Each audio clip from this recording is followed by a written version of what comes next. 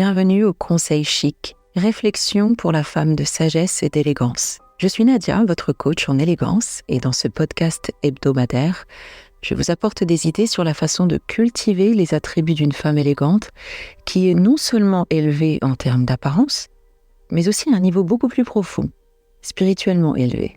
Vous trouverez des références bibliques ainsi que d'autres sources de sagesse. Que vous soyez débutante ou avancée dans votre voyage vers la version la plus élégante de vous-même, une apprentie curieuse ou simplement à la recherche d'inspiration pour un état d'esprit élégant, vous êtes au bon endroit. Alors servez-vous une bonne tasse de votre boisson préférée, asseyez-vous et suivez-moi dans ce voyage de découverte et de croissance.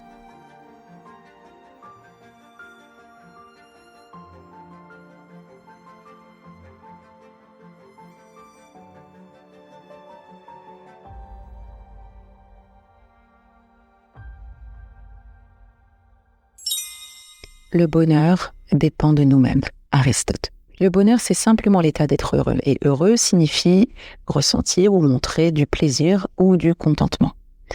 Les synonymes de bonheur sont donc contentement, plaisir, gaieté, joie, délice, félicité, insouciance. Les opposés seront donc le malheur, l'insatisfaction, la misère, la tristesse, la dépression, le chagrin ou le mal-être. Pourquoi j'incorpore le bonheur comme attribut de la femme élégante ? Eh bien, comme le disait Audrey Hepburn, je crois que les filles heureuses sont les filles les plus jolies. Je le crois vraiment. Nous avons déjà convenu ensemble que l'attractivité ne repose pas uniquement sur la beauté physique de la personne. On se souvient d'une femme élégante en raison de la façon dont elle fait sentir les autres autour d'elle.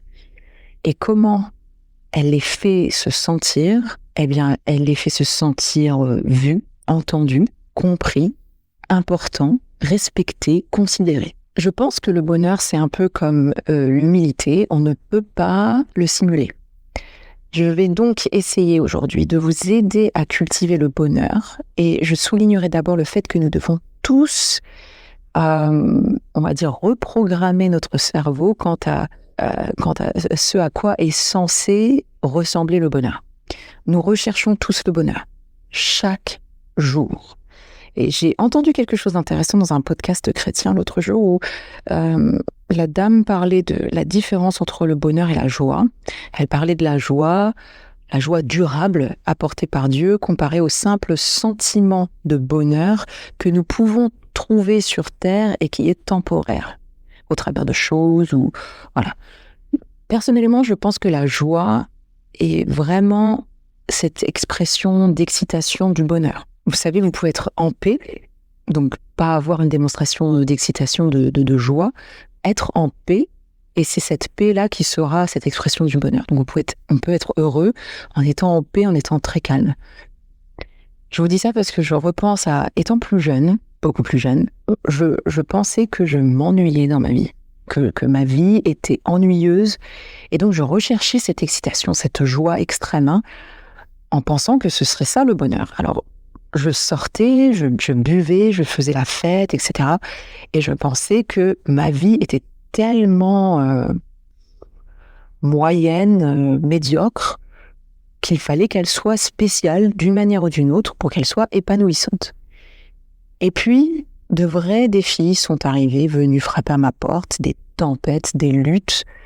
Et c'est là que j'ai regretté ma vie passée, soi-disant ennuyeuse. Et j'ai réalisé, finalement, j'étais heureuse. Finalement, j'étais en paix. Mon esprit était en paix, serein, je ne manquais de rien de vital. J'avais même des privilèges que je ne pouvais pas voir, tellement j'étais concentrée sur ce que je n'avais pas.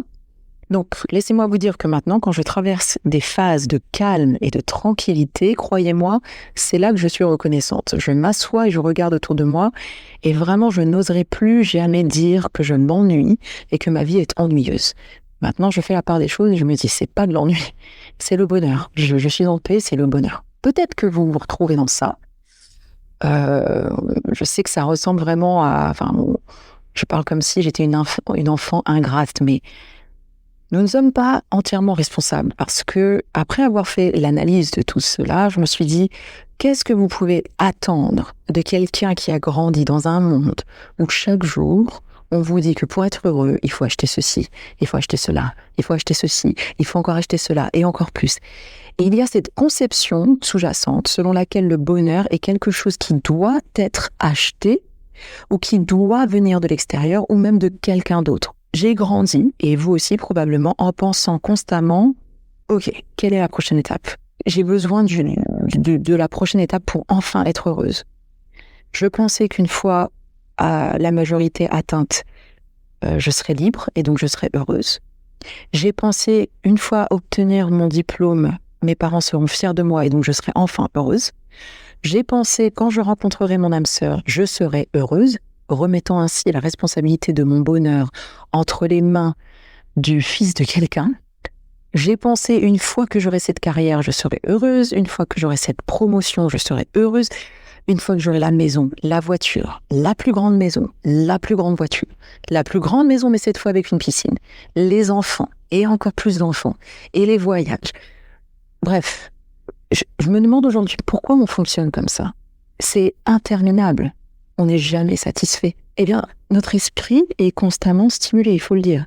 Principalement par, ces pressions sociales, parce que c'est vrai, on les connaît tous, ces questions de la tati qui vient vous poser la question à Noël.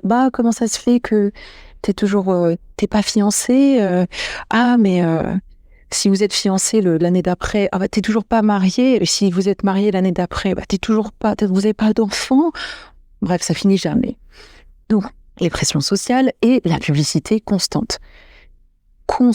Chaque jour, le monde essaye et réussit d'attirer notre attention à travers des publicités, des visuels et même des sons, des publicités sonores, comme ces publicités sonores dans les stations-service sont tellement embêtantes, pour être gentil.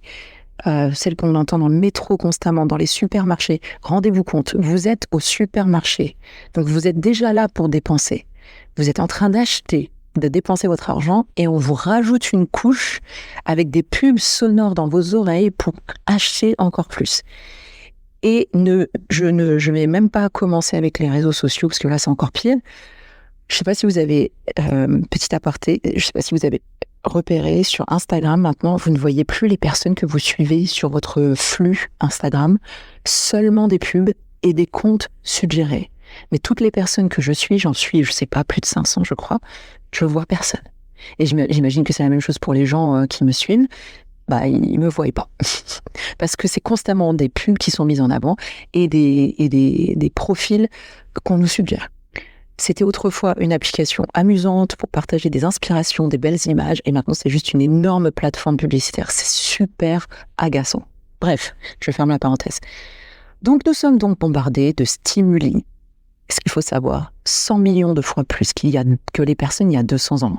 Je ne sais pas si vous imaginez la vie des personnes il y a 200 ans. Il n'y avait pas autant d'écrans, il n'y avait pas autant de stimuli sonores.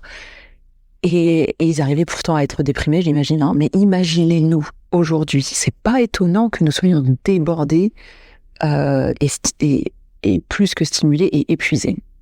Et tout ça pourquoi ? Parce que certaines marques veulent notre argent. Vraiment, c'est que ça.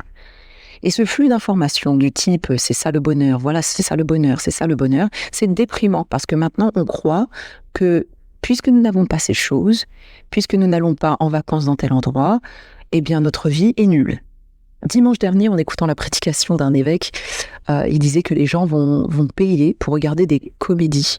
Vous payez, vous restez assis là, vous riez pendant 2 heures, et puis vous rentrez à la maison. J'ai trouvé ça drôle, mais c'est la réalité, c'est à quel point c'est grave. Les gens payent pour aller rire et se sentir bien. Bien entendu, j'apprécie ce type de divertissement, le stand-up comedy, j'aime beaucoup. Mais je trouvais que c'était une vision intéressante, comme quoi les gens sont prêts à aller payer pour avoir un petit peu de bonheur dans leur vie. Comment puis-je, en tant qu'individu élégant, cultiver le vrai bonheur ? Celui qui nous fait pas rentrer dans un cercle vicieux interminable où on est constamment insatisfaite. Eh bien, je suggère vraiment à vous toutes, mes apprentis élégances, de commencer à vous asseoir et à reprendre le contrôle de ce que vous laissez entrer dans votre esprit et de là où se porte votre attention. cette attention qui coûte cher de nos jours. Alors bien entendu, c'est pas évident, c'est constamment dans notre face, constamment dans nos oreilles, mais s'il y a des filtres que vous pouvez imposer à vous-même pour éviter de laisser toutes ces choses rentrer dans votre tête et dans votre subconscient, faites-le. Ça veut dire rester éloigné des réseaux sociaux, faire des pauses des réseaux sociaux, c'est primordial. Évitez les pubs à la publicité, à la télévision, tout ce que vous regardez, faites attention, choisissez vos activités en fonction de ça aussi. Esther Perel disait à juste titre, et je le crois, que la qualité de nos relations détermine la qualité de nos vies. Il ne s'agit donc pas d'obtenir les choses que vous n'avez pas. Donc le bonheur, c'est pas d'obtenir des choses que vous n'avez pas, ce n'est pas non plus de recevoir l'amour d'un partenaire romantique, mais c'est plutôt la qualité de vos relations, entre autres. Et je parle de toutes les relations familiales, amoureuses, amicales, et surtout celles que vous entretenez avec vous-même. Pour atteindre et cultiver le vrai bonheur, il y a aussi cet équilibre à atteindre entre avoir de la gratitude pour ce que vous avez actuellement et la motivation, cette espèce de drive, comme on dit en anglais, pour ce pourquoi vous êtes ambitieuse. Il doit s'agir d'une dose, une bonne dose entre gratitude et ambition. Ayez cette capacité à vous asseoir, à contempler ce que vous avez accompli, cette personne qui est vous-même, que vous avez réussi à développer, les choses que vous avez réussi à acquérir, et apprenez à en profiter. Profitez de ces choses, soyez présente, profitez vraiment de tout ce que vous avez déjà. Souvenez-vous de cette citation et vraiment je recommande que vous vivez tous les jours en fonction de cette citation. Soyez reconnaissant, souvenez-vous des choses pour lesquelles vous avez prié et que vous avez maintenant. Quelqu'un prie pour avoir ce que vous avez aujourd'hui. Vos enfants sont turbulents, quelqu'un prie pour concevoir. Votre chambre est trop petite, il y a quelqu'un quelque part qui prie parce qu'il dort sur un matelas ou sur le canapé d'un ami. Votre patron est insupportable, quelqu'un prie pour un emploi. Asseyez-vous et faites une liste mentale de tout ce pourquoi vous avez prié, de ce que vous avez maintenant, et profitez-en. Vraiment, profitez-en. Récompensez-vous d'avoir réussi à arriver là où vous êtes aujourd'hui. Mais cela ne veut pas dire qu'il ne faut plus rien poursuivre. Je crois en une bonne dose d'ambition. Il faut poursuivre ses rêves, il faut poursuivre sa vision. Si vous avez écouté mes autres épisodes, vous savez que je crois fermement à ce concept de on a un don, chacun d'entre nous a un don qui vient de Dieu, que nous devrions tous découvrir, faire mûrir, donc travailler et partager avec les autres et le monde. C'est ça le but. Et je crois que ce serait presque un péché de passer sa vie sans partager ce don avec le monde. Voilà, donc ça c'est important de le savoir, l'équilibre entre la gratitude et la motivation. Ce qu'il est important aussi pour moi de vous dire, c'est que j'ai réalisé que le bonheur, c'est un choix. Vous choisissez d'être heureuse. Je ne mets pas en doute le fait que vous ayez des luttes, des difficultés, des choses que vous traversez. Moi-même, je ne suis pas sans problème ni difficulté dans ma vie. Personne ne l'est. Mais dans le monde de l'élégance, on dit ce n'est pas ce qui vous arrive le plus important, c'est la façon dont vous y réagissez. Vraiment, une fois que vous réalisez que vous avez le contrôle sur une chose et une seule chose, c'est votre réaction. Vous pouvez alors protéger votre esprit et fondamentalement rester forte. Mettez de côté ce que vous ne pouvez pas contrôler. Laissez tomber. D'accord ? Il faut apprendre à laisser tomber certaines choses. Par exemple, cet homme ne vous répond plus par message.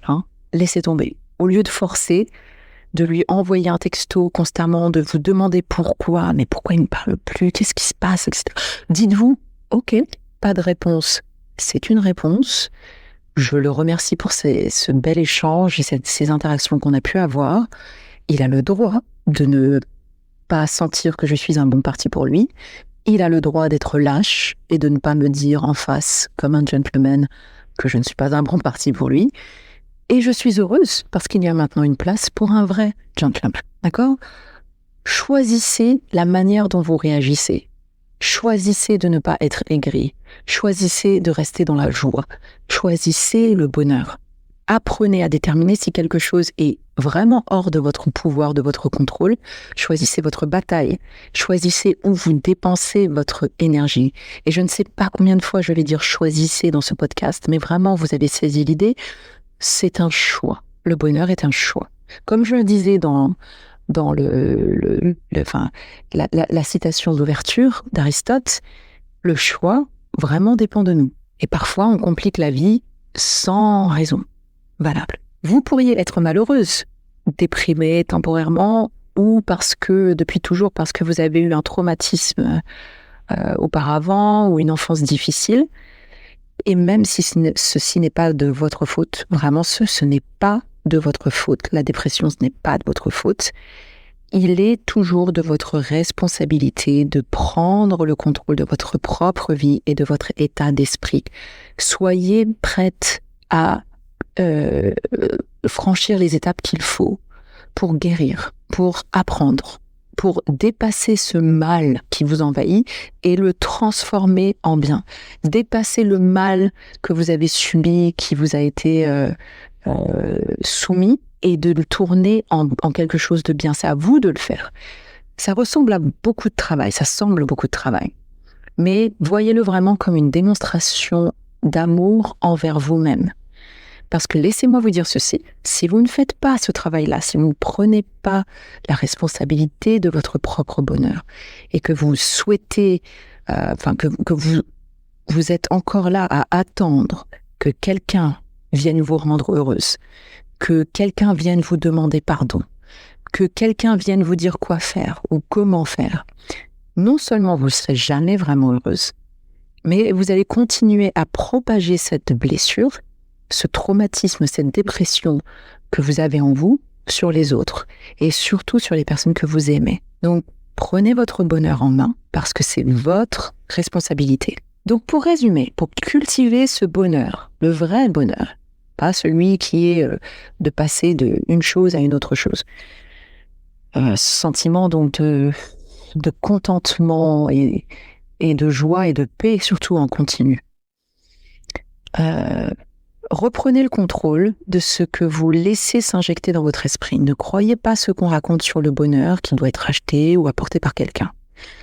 Petit aparté, pour ce qui est des réseaux sociaux, on le sait, c'est pas nouveau, on le répète souvent, les réseaux sociaux, la vie sur les réseaux sociaux, ce n'est pas la réalité. D'accord, très bien.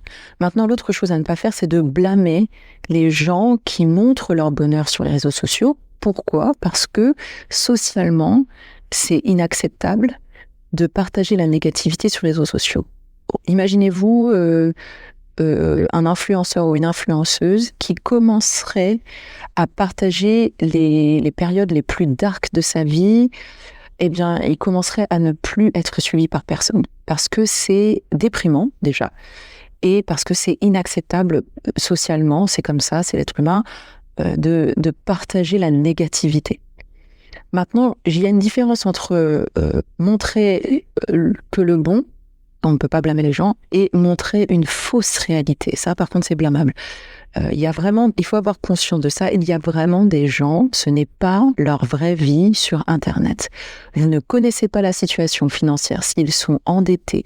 Ils vous montrent des voyages incessants. Ils vous montrent des choses trop belles, des shoppings à répétition, des designers, des ceci, des machins, des relations parfaites, sans encombre, sans ombrage. C'est faux. C'est faux. Il y a des choses qui sont totalement montées de toutes pièces et qui sont fausses. Et il y a vraiment un équilibre entre inspiration, donc le fait d'inspirer les gens, et faire se sentir les gens plus petits que soi. Et donc, ayez en tête ces différences-là. Si vraiment même si vous avez conscience que Internet, les réseaux sociaux sont différents, qu'il y a une certaine distance à prendre parce qu'il faut faire attention, ce n'est pas la vraie vie, il ne faut pas se comparer. Même si vous avez conscience de ça, inconsciemment, parfois, on peut se sentir tout de même mal après avoir passé du temps sur les réseaux sociaux. Si vous sentez que c'est votre cas, dans ce cas-là, Prenez des pauses, faites des pauses. Autorisez-vous, par exemple, à avoir un créneau. Voilà, je regarde les réseaux sociaux après mon café, après le déjeuner, un petit peu histoire de décompresser. Je like deux, trois posts, ça, je réponds à quelques commentaires, et puis voilà, après je sors de ce monde virtuel parce que ça me fait du mal. Ou le soir, avant de vous coucher, vous vous dites, je vais éviter avant de m'endormir parce que ça me fait trop cogiter. Voilà. Vous reprenez en main, vous contrôlez et vous faites attention à ce que vous laissez s'introduire dans votre esprit. Deuxième chose, vous montrez votre gratitude pour tout ce que vous avez actuellement. Si cela peut vous aider, concrètement, tenez un journal de gratitude. Achetez un joli petit journal à Action. Ils ont plein de jolis petits journaux à fleurs et tout qui sont très beaux, très attractifs. J'en achète plein d'ailleurs parce que ils sont beaux et j'aime bien. Et ça peut être un petit exercice que vous faites le matin lorsque vous prenez votre petit déjeuner. Ça peut être une ligne ou deux, ça peut être un paragraphe entier où vous exposez les choses pour lesquelles vous êtes contente, parce qu'il fait beau, parce que vous êtes dans un bel environnement, parce que vous avez un métier que vous aimez, parce que vous aimez la décoration que vous avez faite. Voilà, dites merci pour la nourriture que vous mangez, la santé parfaite que vous avez vos 5 sens, vous respirez correctement. Votre beauté, vos enfants, votre conjoint. Si vous êtes célibataire, eh bien, soyez reconnaissante pour le temps que vous avez de pouvoir vous concentrer uniquement sur votre bien-être à vous, pour le travail que vous avez, pour l'appartement dans lequel vous vivez, pour le quartier dans lequel vous vous trouvez, pour le voisin sympa, pour les vêtements que vous portez, n'importe quoi. Il y a toujours quelque chose à trouver pour lequel vous pouvez être reconnaissante. Troisième chose, c'est d'entretenir vos relations. Entretenez vos relations, prenez le temps de les maintenir, de les entretenir. Passez du temps de qualité avec des personnes de qualité. Si votre entourage ne vous fait pas du bien, débarrassez-vous des relations toxiques. Si vous ne pouvez pas vous débarrasser de vos relations toxiques, prenez de la distance. Et vous le faites en passant plus de temps avec les bonnes personnes qu'avec les mauvaises, tout simplement. Autre chose, ressentez l'excitation et la joie pour les choses à venir dans votre vie. Même si vous ne savez pas là où vous allez, vous n'êtes pas sûr, c'est un peu flou l'avenir, dites-vous simplement, vous savez quoi, je suis capable, je suis douée, je suis intelligente, je suis drôle, je suis pas la meilleure, mais je suis bien, je suis une bonne personne. Je vais faire quelque chose d'intéressant. Je sais que je vais aller visiter tel ou tel endroit qui sera intéressant. Je sais que je peux rencontrer des personnes intéressantes, que je peux faire des choses intéressantes. Voilà. Cultivez cette excitation en vous et cette joie en vous de ce qui va venir, même si vous n'êtes pas sûr de ce qui va venir. Le bonheur est un choix. Choisir le bonheur, c'est vous garantir la force. Et je termine avec ce verset biblique, Proverbe 31-25. Elle est vêtue de force et de dignité, et elle rit sans crainte de l'avenir. Si vous avez aimé cet épisode, si vous avez des questions ou des suggestions, n'hésitez pas à me laisser un commentaire, un petit like ou à partager. Si vous aussi, vous aimez les mots, les phrases d'affirmation, visitez ma chaîne YouTube, Madame Kabongo. Vous trouverez une vidéo spécifiquement sur le bonheur dans la playlist Affirmation pour la femme élégante. Pour encore plus de conseils sur la façon de devenir la meilleure version de vous-même, pour vivre une vie plus élégante, suivez-moi sur Instagram, Facebook, Threads et YouTube. Vous m'y trouverez toujours sous le même nom, Madame Kabongo. Merci et rappelez-vous, le bonheur, c'est contagieux. C'est la tranquillité d'esprit, c'est la gratitude pour ce qui est et l'enthousiasme pour ce qui est à venir. À la semaine prochaine.